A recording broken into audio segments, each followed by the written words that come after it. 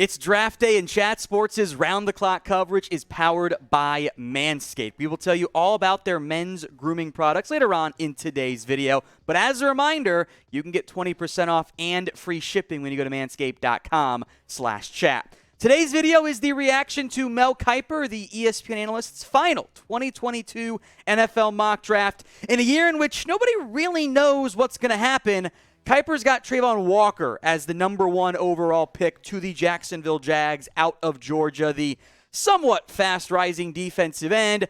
Some buzz that Ikem Ekwonu still in play, a lot of Aidan Hutchinson talk as well, but it would appear the winds are blowing that Walker is the expected number 1 pick, but we don't know that for certain, and the NFL loves that because that means drama with that first overall pick.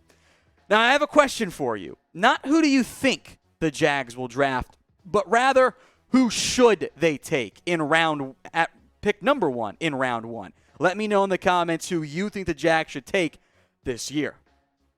Aidan Hutchinson, number 2, also what I went with in my mock draft. I'd say keep an eye out for Kayvon Thibodeau as well, but Hutchinson makes a lot of sense for what Dan Campbell wants in his organization. Number 3, Ikem Ekwonu. Now, Kiper did mention the Derek Stingley buzz, which is what I had here as well. There's also been some draft day rumors that, hey, maybe the Texans trade up from 13 to get maybe both Ekwonu and Derek Stingley, but Icky was the pick here for Houston. Makes sense to me. Sauce Gardner then at number 4. Edge could be in play. Offensive line could be in play. I think Gardner ends up in New York. I don't know if that's the Jets or the Giants, but that's my guess right now. Charles Cross then over Evan Neal is the pick here at number 5. There's been decent buzz about Cross and the Giants specifically. I would not take Cross over Evan Neal, but the noise is out there, so it certainly does make some semblance of sense out there for the Giants at number 5 overall. Now, we will have live NFL draft coverage for you guys beginning tonight with round 1, of course. So what I want you guys to do right now is head down to the pinned comment on today's video. You'll see the link to our live stream for the first round of the NFL draft. Click it, and you'll have the option to set reminder. That way, you won't miss out on the push notification when we get going before the other networks do for our draft coverage. So go check out that pinned comment for you guys. We will have the link to the stream for round 1 of the NFL draft. Number 6, Evan Neal. This is either quarterback, offensive tackle, or maybe they can trade down. Evan Neal would be a plug-and-play at left tackle. If he's there, I would love this pick for Carolina. Then they can figure out quarterback later. More buzz around Jermaine Johnson being maybe more than just a top 10 pick. Kiper's got him going number 7 here to the Giants. I like Jermaine Johnson. I think he's going to be a very good football player in the NFL. I don't love taking him over Kayvon Thibodeau, so NFL draft is weird. They don't always do what I think they would do. Garrett Wilson's the pick at number 8. Also makes a ton of sense because their number 1 receiver is Olamide Zaccheaus. So it's not at 8. They're going to take a bunch of day 2, day 3 guys at that spot because they have to. Number 9, off type here for Seattle, Derek Stingley. Now, they've adjusted their strategy in terms of arm length in recent years. Seeing as I have great arm length relative to what the Seahawks have liked. They also never go corner early. This would be a out-of-the-box move for Seattle, and they often make those out-of-the-box moves, so I'd be all for it. Drake London at number 10. A lot of buzz, of course, on Deebo Samuel being a trade candidate here for the Jets. London, I think, is going to go top 15 somewhere. 10 of the Jets is a very real possibility. So we have a run on receivers early. Chris Olave, number 11 to Ohio State. Might just take Kyle Hamilton, who we'll get to here in a minute, of course. I do know the Commanders did a lot of work on both Ohio State receivers, so depending on how the board falls, I could see them taking Olave. I know that they like Drake London as well. Finally, Kayvon Thibodeau off the board, number 12 to the Vikings. This is not a particular area of need since they signed Zadarius Smith, which it's not included in Kiper's recap, but hey, we'll just go best player available from that standpoint. Today's show, as we mentioned, presented by Manscaped, and you can get all of their great men's grooming products, including the Ultra Premium Collection, when you go to manscaped.com/chat and use promo code chat if needed at checkout. Ultra Premium Collection is included in that 20% off and free shipping deal. It's the perfect complement to your Lawnmower 4.0 that I'm sure you guys already have. Deodorant, body spray, body wash, shampoo and conditioner, lip balm, which of course is also so important because nobody wants chapped lips. It's an awesome collection. Get yours today by checking the comment section and the description, manscaped.com/chat. That link will be in there for you guys. Kyle Hamilton, my number one guy, slides down to 13. This is just a great value pick for Houston. Ekwonu, Hamilton in the first round, that's a pretty good haul for them. Jordan Davis has been heavily mocked to Baltimore, maybe too much so at this point that it's almost too obvious of a fit. Corner could be in play here. I doubt Stingley's there. Kiper mentioned offensive line. That works for me as well, but I love the Davis selection.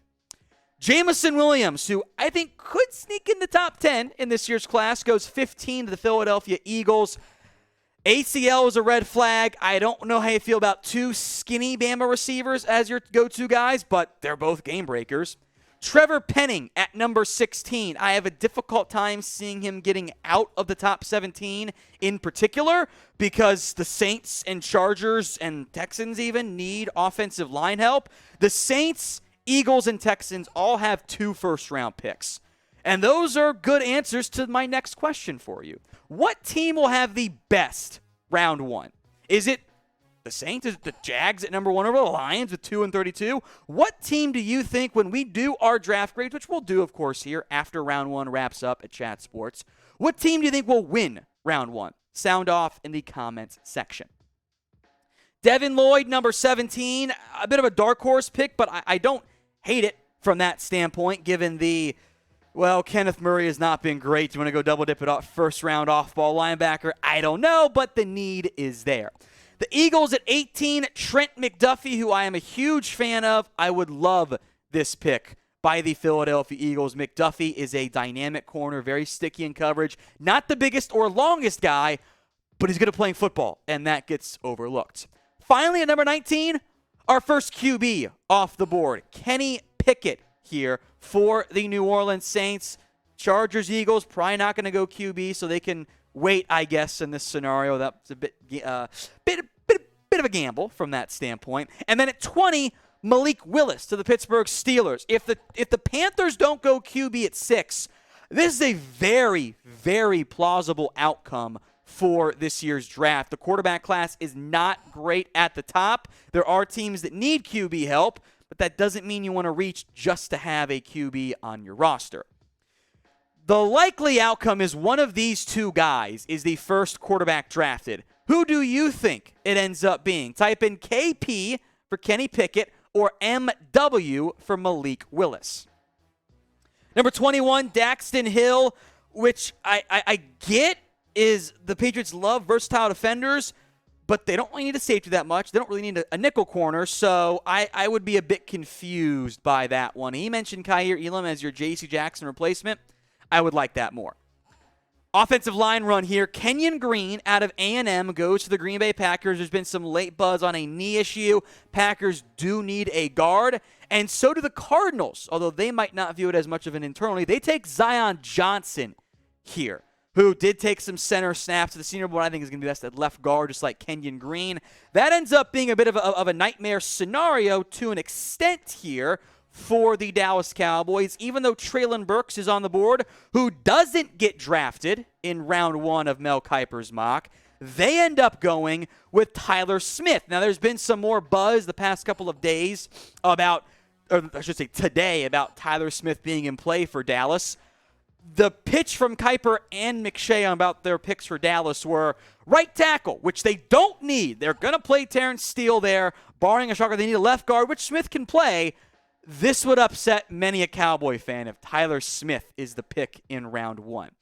With that in mind, I want you to be a hater in advance here. Shout out your favorite team and who you don't want them to draft. What player are you desperately searching, trying to avoid in round 1 this year? Let me know in the comments.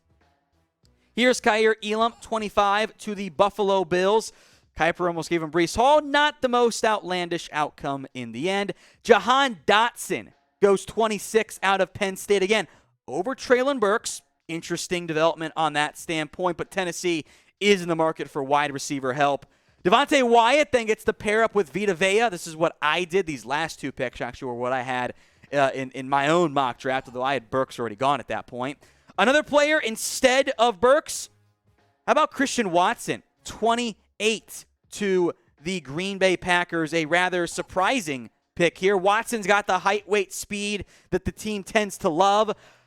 I think he's also pretty raw overall, so I would not be a huge fan of that, especially over Burks at 28.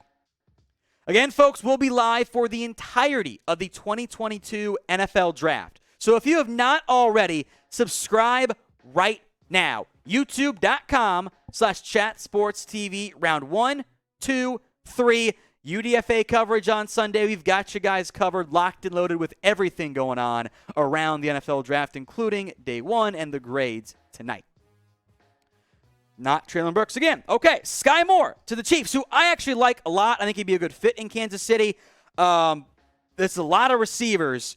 Intriguing the way that Kiper's had them all go down. Arnold Ebiketie, he also mentioned Kiper did Boye Mafa here, which makes sense to me. Opposite Frank Clark, there is nothing at edge rusher. And speaking of edge rusher, George Karlaftis sneaks in the back end of round 1 to the Bengals at 31. I think they could go corner if he's there, but Karlaftis would be great value for Cincinnati. And finally, Lewis Cine, the safety out of Georgia. Maybe a team moves up in the round 1, or the Lions themselves take a QB to get that fifth-year option. But seeing with the Lions having early picks in round 2 after having the last round 1 pick, could be in play in round 1 or in the second round. I want you guys now, before we go to grade Mel Kiper's final NFL mock draft, A, B, C, D, or F. You can be mean or be nice. I'm not going to take offense to it in the comments right now.